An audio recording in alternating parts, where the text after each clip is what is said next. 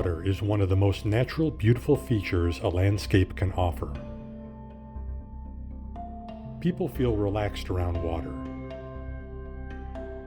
Lakeshores are used for taking walks and other recreational and sports activities, and lakes provide a habitat for the local wildlife. You don't need to live on or even near a lake in order to possibly have an impact on the quality of that lake water, and you may be affecting it without even knowing it. You may notice lake water that has a green tint and an odor to it. What could be a reason for this?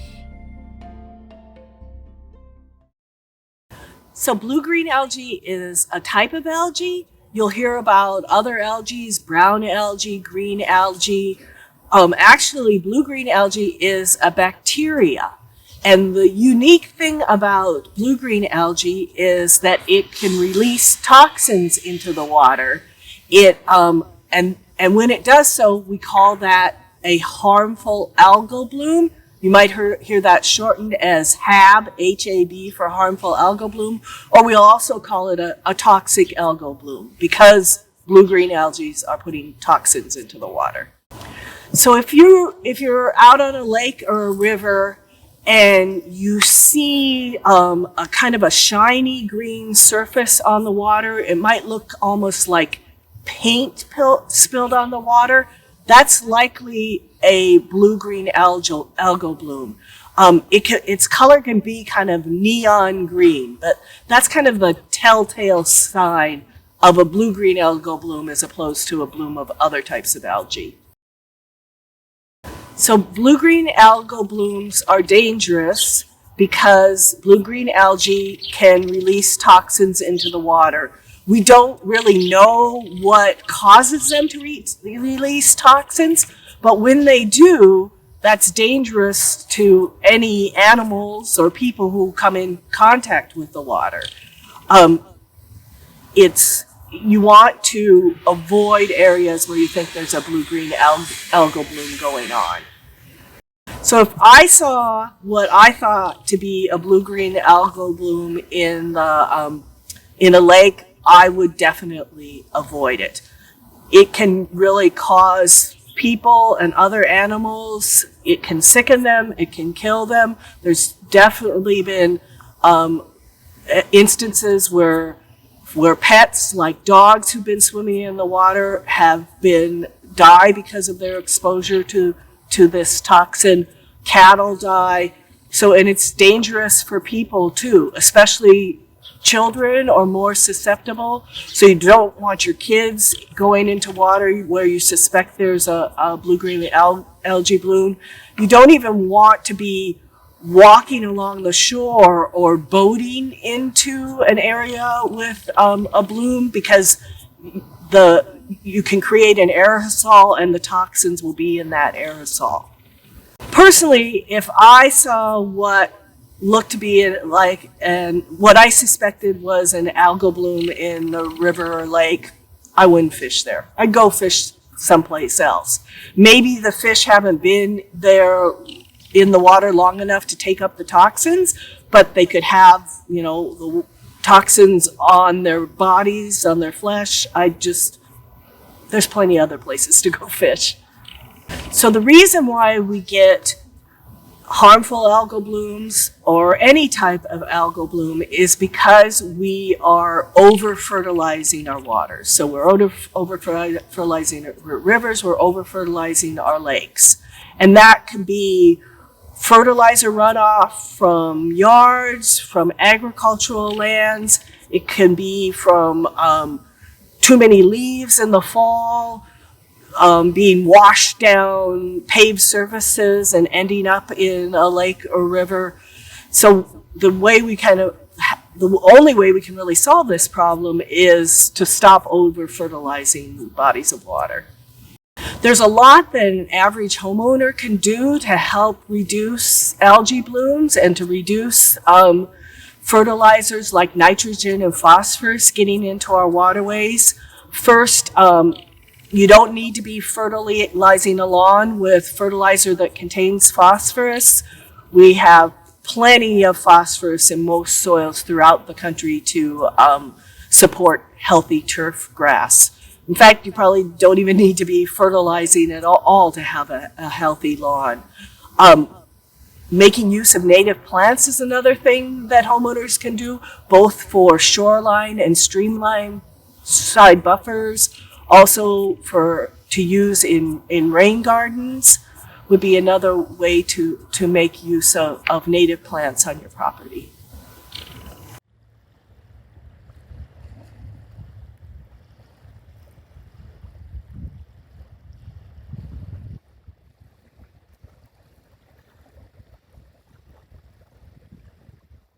Having a buffer here, not only with the native wood and logs, but also with the plant's roots, that will again help lock in that soil. So when the waves batter the shoreline, that sand and dirt will stay in place. Further, when we have significant flooding events where it could be 2 to 3 feet deep right where we're standing, the native plants and structure will again help keep everything where it's supposed to be. Otherwise, in flooding events, this becomes lake bottom, and all of the topsoil simply washes away.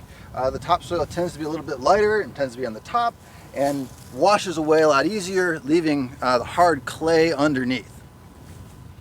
So as we're planting buffer strips along the shoreline, it's not just about what's at the water's edge. It's also about moving or providing a big buffer. It could be 3 feet, 5 feet, 10 feet wide, to really slow that water down. The slower you get it, the more it drops the silt and soil out and leaves just water flowing into the lake.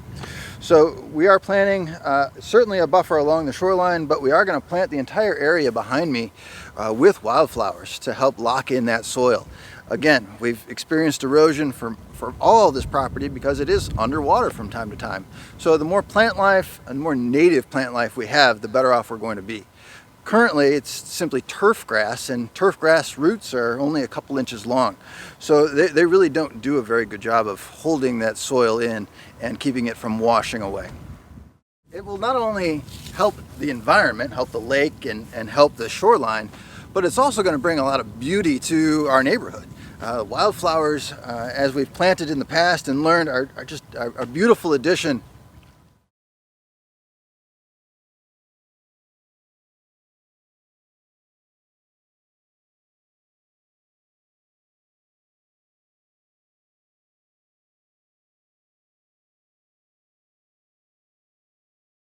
My name is Carol, and I'm a lake resident. And last year I decided to plant a rain garden because our yard would flood during heavy rains.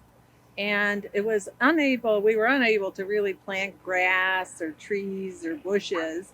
But we did decide that maybe some native Illinois plants would be good to soak up some of the water and give us some nice looking flowers and a place for the birds and the animals to live, because we always have ducks that want to have their babies in our yard, so we decided this would be a good place for them. We actually planted about 450 plants, and a great variety, with some flowers, a lot of sages and grasses that were able to take a lot of water. So about 450 individual plants were planted. We do get a lot of runoff from our neighbors. Our house is low, and our neighbors obviously have runoff when there's heavy rains. There's nothing to do but to come down and come into our yard. So yeah, the runoff caused a lot of the flooding in our yard. Okay, well, this was our first garden that we put in about 5 years ago, because we were getting a lot of water here. And so we planted just some hydrangeas and some black-eyed Susans, and they could really take the water, and they just took off right here. But after a while, we decided it was still running down the lawn here, so we wanted to make it bigger and get some more plants in there. But so we then started to plant this whole garden with the native Illinois plants. That's what was the key to some of this, was that we wanted just native Illinois plants that could take a lot of water. All these different plants here have been able to soak up a lot of water because their roots go so far down that they just keep soaking up water every time they're growing. And it's the best thing that we ever did, because it stops all the runoff, and it's good for the environment, and it's good for the birds and whoever else wants to live in there.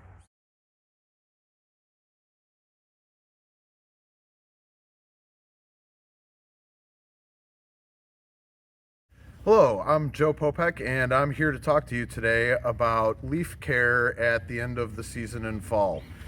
Now, all of the roads are paved and they have storm sewer drains in the low points, and when your leaves are not properly cared for, they end up going into the drains and then into the lakes, which are adjacent to the drains. The problem that we have with this is that when leaves decay, they start to release nutrients like nitrogen. Nitrogen's good for your lawn, but it's bad for your lake. So the preferred method of handling your leaves in the fall would be to mulch them and leave them in place in your yard. We'd prefer not to see burning because obviously that's bad for the air quality. We'd prefer not to see them end up in the drains and not to end up in the lakes. Let's keep the nitrogen where it's needed in your lawn and out of the waterways. This is an example of a storm sewer discharge pipe. This pipe is connected to drains up and down this roadway. Everything that drains into those sewer drains ends up discharging here at the lake. You can see a pile of leaves that have accumulated from runoff from storm events. These leaves originated in people's yards. They ended up in the storm drains, flowing down here 10 feet from the lake, where they'll ultimately end up. As they decay in the lake, the nitrogen that they release will help fuel blue-green algae blooms next season. My name is Ashley Weiss, and this is a stormwater drain that leads all the water that goes into the drain directly into the lake. I put that stormwater marker onto all the drains in the lake so that I can alert the public about all their common household materials like fertilizers, motor oils, and leaves go directly into the lake, and it causes a lot of pollution.